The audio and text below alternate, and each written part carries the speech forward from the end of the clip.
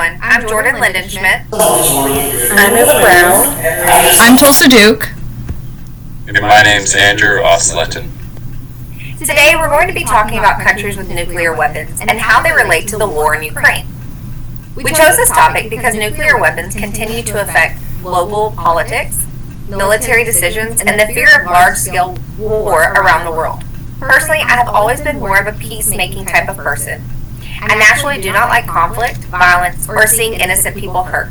At the same time, being married to someone with a military background has given me a different perspective and an understanding of why countries build strong defenses around and prepare for possible threats. Even though I would prefer to keep the peace, I also understand that some countries believe strength and military preparedness help prevent even larger wars from happening. This is one of the reasons this topic stood out to us, because it combines fear, power, politics, and the hope of avoiding even worse conflict. When most people hear the words nuclear weapons, they probably picture giant explosions, mushroom clouds, or scenes from the movies. Nuclear weapons are considered the most destructive weapons ever created. They use nuclear reactions to create massive explosions that can destroy entire cities within seconds. The effects are not only immediate, but they can also last for years because of radiation, environmental damage, and long-term health effects. The first nuclear weapons were developed during the World War II through something called the Manhattan Project. In 1945, the United States dropped atomic bombs on Hiroshima and Nagasaki in Japan.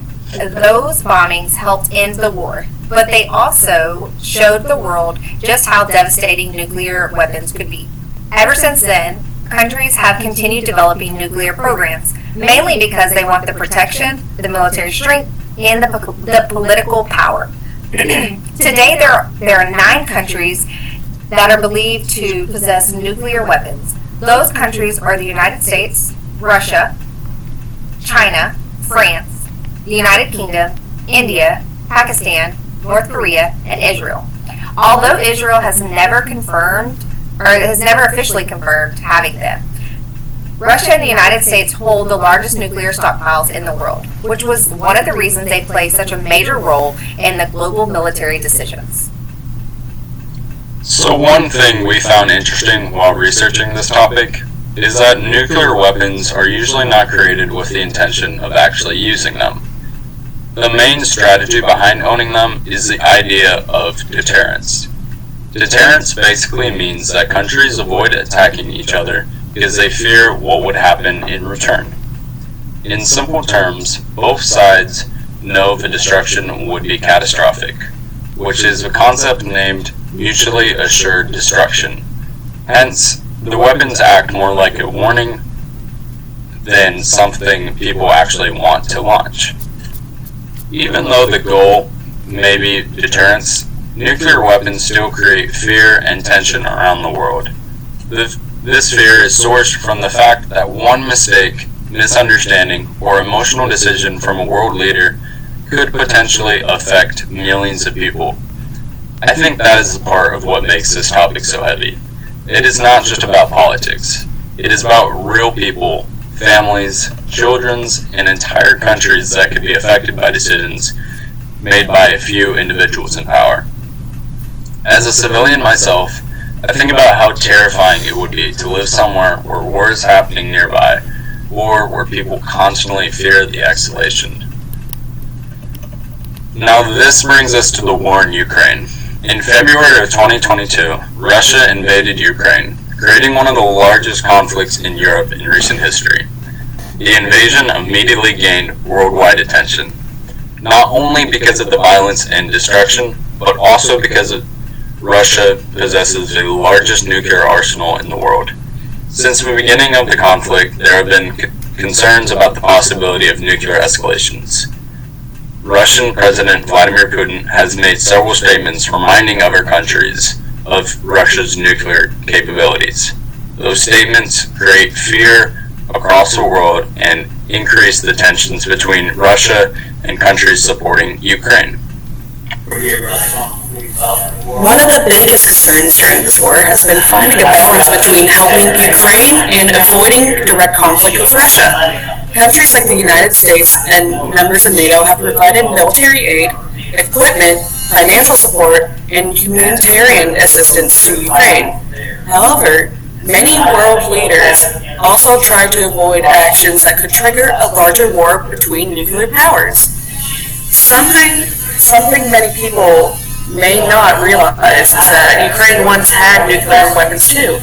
After the Soviet Union collapsed in 1991, Ukraine inherited thousands of nuclear weapons that were left on its territory. At that time, Ukraine actually had oh my god, I can't do this. Oh my god, there's so much happening. I'm so sorry. I'm so sorry, guys. I've tried so hard.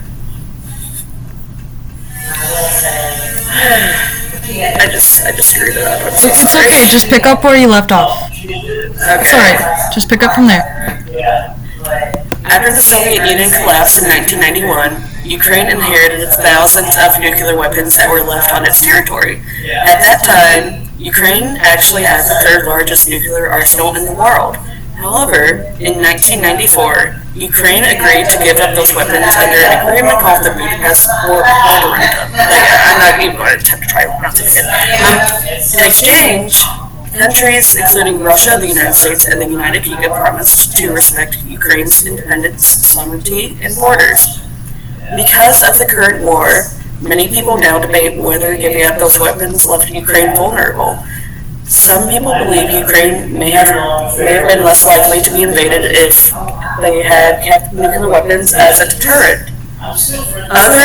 Others believe keeping those weapons could have created even more instability and danger. Either way, it is a topic that continues to be discussed heavily today. Another reason this topic interests us is because it really shows how connected the world is. A conflict happening thousands of miles away still impacts people everywhere else. We have seen rising fuel prices, economic concerns, political tension, refugee crises, and increased military discussions across many countries. Even people who normally do not pay attention to world politics have heard about Ukraine war. We heard about the Ukraine war, because of how large the impact has been globally. We also think that this topic, it reminds us of how important communication is, especially between countries. In today's world, disagreements between world leaders can affect millions of innocent people. That's why organizations like NATO and the United Nations exist. Their purpose is to help maintain stability, encourage communication, and hopefully prevent conflicts from growing larger. Personally, I think most ordinary people around the world would want the same thing. They want safety, stability, and peace for their families.